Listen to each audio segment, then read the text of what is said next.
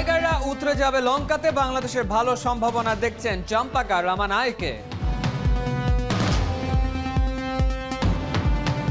ক্যান্ডির wicket অনেকটা 50-50, এখানে কোনো দলই স্পষ্ট ফেভারিট নয়।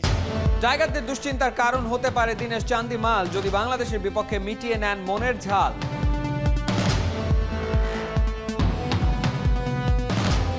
ক্যারিয়ারের ক্রান্তিকালে ম্যাচকে সবসময় পাশে পেয়েছেন তামিম ইকবাল খান, ভবিষ্যতেও জাতীয় দলের সাথে চান। লকডাউনে আটকা পড়েছে ঢাকা আবাহনী, এএফসি কাপের প্লে অফ খেলার জটিলতা এখনো কাটেনি। বিভিন্ন বিকল্প প্রস্তাব নিয়ে তারা হয়তো তাদের মিটিং করে আমাদেরকে পরবর্তী বিষয়টুকু অবহিত করবে। চ্যাম্পিয়ন্স লিগের রাতে বিগ ম্যাচ, কোয়ার্টার ফাইনালে পিএসজি বায়ার্ন মিউনিখ ক্ল্যাশ।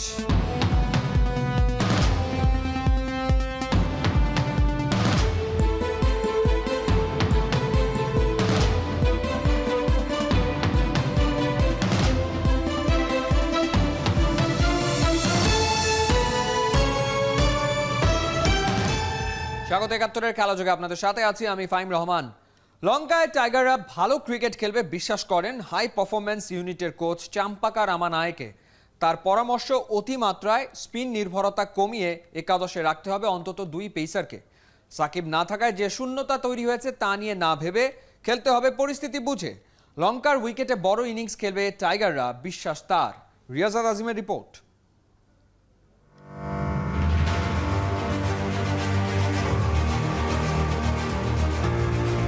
4 বছর পেরিয়েছে, তারপরও যেন অতীত হতে চায় না সেই মুহূর্ত। নিজেদের 100তম টেস্টে ঐতিহাসিক জয় লঙ্কার মাটিতে। সেই শেষ। এরপর বাংলাদেশ ঘরের বাইরে খেলেছে 5 সিরিজ, জয় নেই একটাতে। অ্যাওয়ে-জয়ের 7 ভোলার অপেক্ষায় যখন টিম টাইগার্স, তখন অপেক্ষায় আরও একটা লঙ্কা অভিযান। এবার গল কিংবা কলম্বো নয়, test venue ক্যান্ডির Pallekele stadium. Condition থেকে উইকেট সবই আলাদা। বাংলাদেশের জন্য কি চ্যালেঞ্জ অপেক্ষায় ধারণা দিলেন এইচপি ইউনিটের Lankan coach Champaka Ramanayake. I don't think it will be a huge challenge because both teams are equals. I would say equal because ক্যান্ডির উইকেট অনেকটা 50-50, এখানে কোনো দলই স্পষ্ট ফেভারিট নয়, কারণ বাংলাদেশ আর শ্রীলঙ্কা 2 দলই প্রায় সমশক্তির। পেস কিংবা স্পিন, বোলিং অ্যাটাক যেমনই হোক, সাফল্য নির্ভর করবে আপনি কতটা উইকেট কাজে লাগিয়ে বল করেছেন তার উপর। Sri Lanka team is not doing that well, but they are playing some. Pallekele স্টেডিয়ামের রেকর্ড সাক্ষ্য দেয় রামানায়কের যুক্তির পক্ষে। স্বাগতিক হয়েও শ্রীলঙ্কা 7 টেস্ট খেলে জিতেছে মাত্র একটায়। বাংলাদেশ আবার প্রথমবার টেস্ট খেলার অপেক্ষায় ক্যান্ডিতে। সফরকারীদের ভাবনার জায়গাটা অন্যখানে। পেস অ্যাটাক, মোস্তাফিজ থাকছেন না টেস্ট দলে। করোনায় প্রস্তুতি ভালো হয়নি ইবাদত, খালিদদের। তবে সেসব নিয়ে ভাবতে চান না রামানায়কে, বরং পরামর্শ তার পেসার নির্ভর দল গড়া। Is it going to be a tough challenge for the Pacers? At least 2 or 3 players will definitely have to play in especially in Candy wicket. কে আছে আর কে নেই সেসব গুরুত্বপূর্ণ নয়, বরং ক্যান্ডিতে ভালো করতে বাংলাদেশকে ট্র্যাডিশন ভাঙতে হবে। একাদশে 2 পেসার রাখা জরুরি, সুযোগ থাকলে সংখ্যাটা 3 হলেও মন্দ হবে না। But it's good enough. The skills, those guys you mentioned. হোক 4 বছর আগের কথা, বাংলার লঙ্কা জয়ের সবশেষ অভিযানে সাকিব ছিলেন সিরিজের সেরা ক্রিকেটার। 100তম টেস্টে তার ব্যাট বলের পারফরম্যান্স কাজ করেছিল জয়ের টনিক হিসেবে। Champaka, Shakib is not playing in Sri Lanka, so it will create any kind of gap. Of course, Shakib is a world-class player, isn't it? Who doesn't like to have him? I think so. That's his decision. So we have to respect his decision, and that's all. But you can't replace him. That's all I can say. Have a best day. Thank you. Riasad আজিম, ৭১। সবাই জানে মাশরাফি তামিমের সম্পর্ক ফাটাফাটি দুর্দান্ত। ক্যারিয়ারের ক্রান্তিকালে ম্যাচকে সবসময় পাশে পেয়েছেন বাংলার ওয়ানডে অধিনায়ক তামিম ইকবাল খান।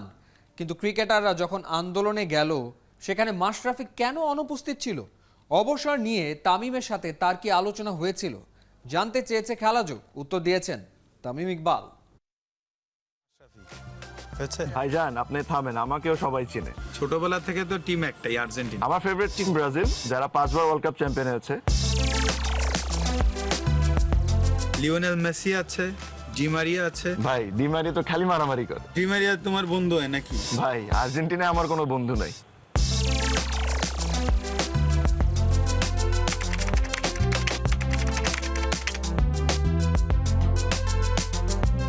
দেখেন এই যখনই আমি ক্যাপ্টেন হই আমি জানি যে the biggest challenge and the biggest thing that I need to answer was Mashrafe ভাই। আমি একটা জিনিস I was very very clear is that আমি ওনার প্রতি কোনো I was emotionally so attached with him because there are number of times ওনার ক্যাপ্টেন্সির মধ্যে আমার ফর্ম ডিপ করেছে, I was not playing well, he always stood by me. যখনই মাশরাফি ভাইয়ের ব্যাপারে আসছে না তখন I didn't wanted to take a decision emotionally because when you are the captain of the team আপনার সবসময় টিমের প্রতি চিন্তা করতে হবে। মাশরাফি ভাই এনিথিং টু ডু মাশরাফি ভাই আই গেট ইমোশনাল বিকজ আমার আগের জিনিসপত্র সব কিছু মনে আসে। By also saying that we also look আমাদের সামনেও চিন্তা করতে হবে। আমি কোনো সময় এটা বলবো না যে মাশরাফি ভাইয়ের কোনো চান্সই নেই বাংলাদেশ টিমকে আবার রিপ্রেজেন্ট করার। আমি জিনিসটা কোনোদিন বলবো না বিকজ একটা ক্রিকেটার ওদিন মাশরাফি ভাই 5 উইকেট নিল, হ্যাঁ এরকম যদি পরের ম্যাচেও নিত মানে there are very less people in this country will say he doesn't deserve a place in the team, ঠিক না?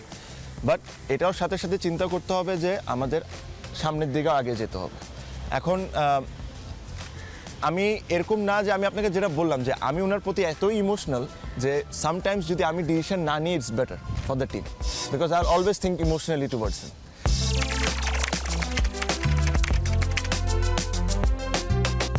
মাশরাফি ভাই মাঠ থেকে রিটায়ারমেন্ট করুক এটা আমার চেয়ে বেশি আর কেউ চায় না বিকজ আমাদের সামহাও বাংলাদেশ ক্রিকেটে যারা আমাদের এক্স লেজেন্ডরা ছিলেন ওনারা মাঠ থেকে কোনোদিন রিটায়ার নিতে পারেননি। There were a lot of occasions where I went to Mashrafe ভাই and begged যে মাশরাফি ভাই যদি আপনার মাঠ থেকে ছাড়তে হবে no matter what because I wanted him to retire from the ground. দেখেন এটা আমার কাছে মনে হয় না যে একটা ক্রিকেটারের কোনো রাইট আছে আরেকজনকে রিটায়ারমেন্ট করে ব্যবস্থা করে দেওয়া। I don't think that's a right thing to do.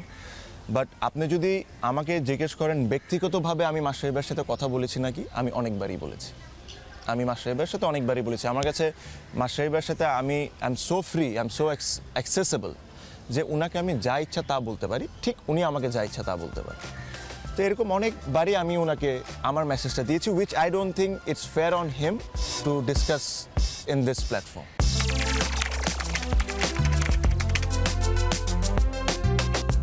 Probably wasn't the best thing that we did, হ্যাঁ যে ওনাকে ইনভলভ না করা, বাট বাই সেইং দ্যাট আমি পার্সোনালি ওনাকে মেসেজ পাঠিয়েছিলাম। আচ্ছা, আমি ওনাকে পার্সোনালি কল করেছিলাম ওনার হোয়াটসঅ্যাপে, ওনার কল ঢুকছিল না।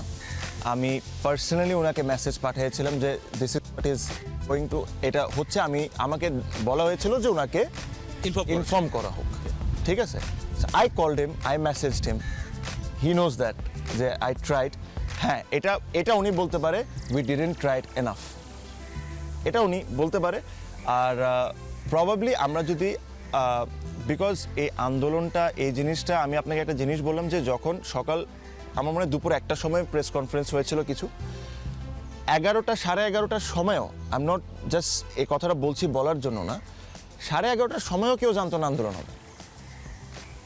Honestly telling you it was not মানে যে খুব সময় নিয়ে চিন্তা করে প্ল্যান করে and everything was done like that. ওই আন্দোলনের মধ্যে উই ডিড, আমরা অনেক কিছু চেয়েছিলাম হয়তো ওয়াজ রাইট, বাট কিছু কিছু জিনিসও আমরা করেছি প্রবাবলি আমরা could have done better, probably we could have given cricket board a chance to react, probably we could have waited for Mashrafe ভাই আ লঙ্গার, যে উনি থাকলে জিনিসটা অন্যভাবে হইতো। I am agreeing to all of those thing, but যে জিনিসটা বললাম যে ওনাকে একদম যে ইনফর্ম করা হয়নি তা না, মেক ইট ভেরি ক্লিয়ার কোনো প্লেয়ারের মধ্যে ছিল না that we want to do without Mashrafe, no this was not the case. Just মানে এত তাড়াহুড়োর মধ্যে জিনিসটা হয়ে গেছিল যে যতটুকু দেওয়া উচিত ছিল ইম্পর্টেন্সটা আমরা অতটুকু ইম্পর্টেন্স দিই নাই, which was mistake from the cricketers.